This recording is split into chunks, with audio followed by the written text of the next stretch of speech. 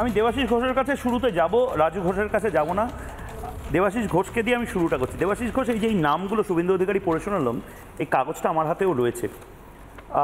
অভয়ার মা বাবা যখন নবান্ন অভিযান করার কথা ভাবে, বা শুভেন্দু অধিকারী বা বিজেপির নেতারা কোনো মিছিল করার কথা ভাবে, 5টা করে প্রেস কনফারেন্স হয়। ভারতীয় সেনাবাহিনীর ট্রাক তারা স্টপ লাইন ভায়োলেশন করেছে বা রং টার্ন নিয়েছে বলে ডেপুটি কমিশনার লেভেলের প্রেস কনফারেন্স হয়। আর মানুষ বড় সস্তা, কেটে ছড়িয়ে দিলে পারত। এই 8জন নাম জাস্ট নাম হয়ে গেছে। পবন ঘরাম, পাগড়াহাটে বাড়ি, বেঘরে মারা গেল। জিতেন্দ্র সিং, 60 বছর বয়স, এই মেহনতি মানুষ, খেটে খাওয়া মানুষের কথা বলা হয়, সকালবেলা সাইকেল করে যাচ্ছিলেন, বেঘরে মারা গেলেন। ফিরোজ আলী খান, বারুইপুরের বাসিন্দা, ফিরোজ ভাই কাজ করতে যাচ্ছিলেন, বেঘরে মারা গেলেন।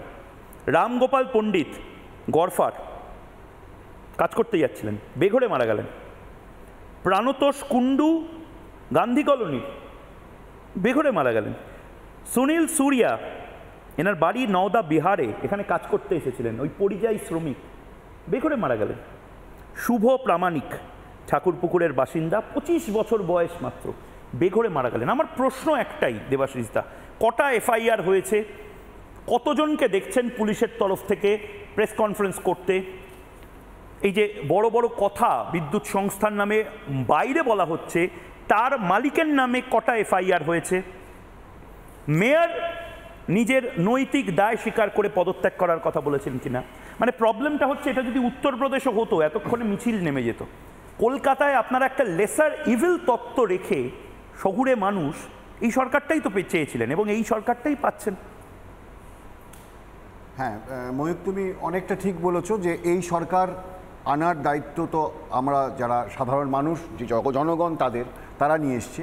কিন্তু মানুষের তো ভুল হয়, মানুষ অনেক সময় সামনে একরকম দেখে এবং ঘটনাটা ঘটে যখন, তখন আরেক রকম হয়।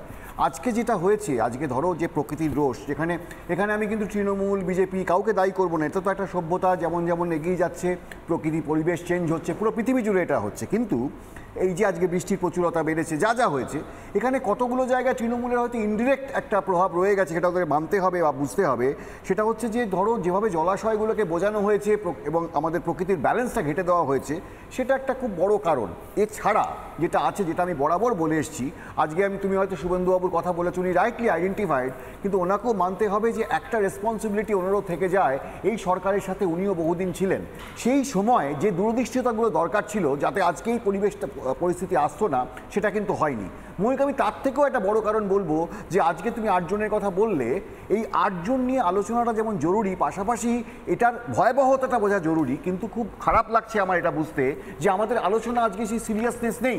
আমরা কোথায় আলোচনা করছি যে কতগুলো পুজো মণ্ডপে আমার উদ্বোধন আটকে যাবে, কত পুজো মণ্ডপের আমি দড়ি ফিতে কাটতে পারবো না, প্রয়োজনে পুজোটাকে 4 দিন এগিয়ে দেওয়া, মানুষকে এই যে উৎসব মুখর করে দেওয়া, মানুষের মূল জায়গা থেকে মানুষের সমস্যাটাকে সরিয়ে দিয়ে না, একদমই।